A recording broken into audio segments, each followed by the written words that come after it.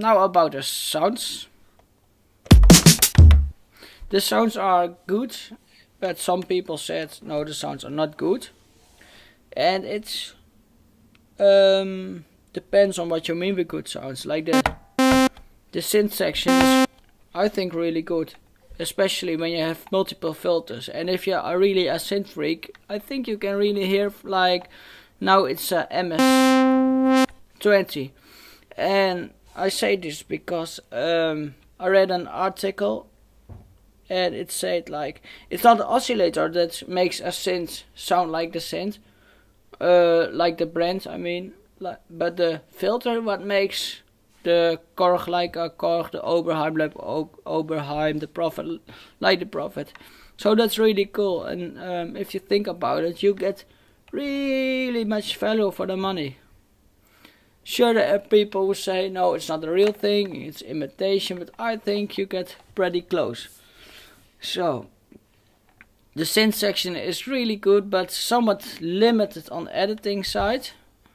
That's but don't let it hold you away. There are limitations, but on the other hand, very, very cool things you can do. Another thing what's not very good are the normal sounds. They are okay, but like there's one piano, it's a very crispy, bright house piano, so I shouldn't use it for more romantic songs, you know. And then there is this one is really good. Oh, the EP, and then there is an organ, just brass, 2 saxes, and just 1 string section. So all the sounds are usable, but usable in the sense like all the other percussion sounds. Tweak them and play with them, and then you get really cool things. Another thing about the sounds, I think it really depends on the style you make. As you see in a lot of videos, I do some tech house, techno stuff. And what I said, it's good for techno.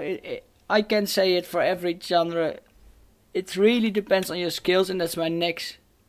Yeah, that's really important.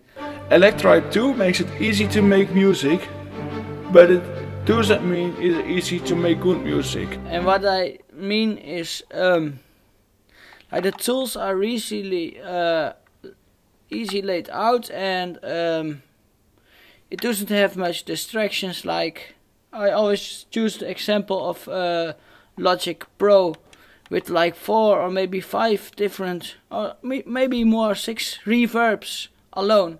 So you want to say, you want a reverb, what should I choose? And in these reverbs are also millions of presets, and this is just, oh, a reverb, hall reverb. This long, this some shorter.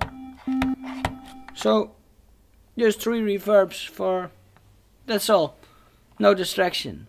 But to get music good, there is so much you have to learn, like mixing, creating sounds, creating rhythms, understanding how the bass and the kick together defines the genre, the feeling. Like if you have an offbeat, you know, then it's more feels like trancey, and it's like going in one stream forwards. Or, but if there is a then it's more again like makes you dance more, and it's more like sexy and funky. So personally, it's really good for 4-on-the-4 music like techno. I think it's also good for breakbeat stuff and other electronic things. In description I will put a link to a good guy who makes really nice ambient. Mr. Bishi proved, at least with a sampler, to make good breakbeat, weird stuff, really good spacey stuff. And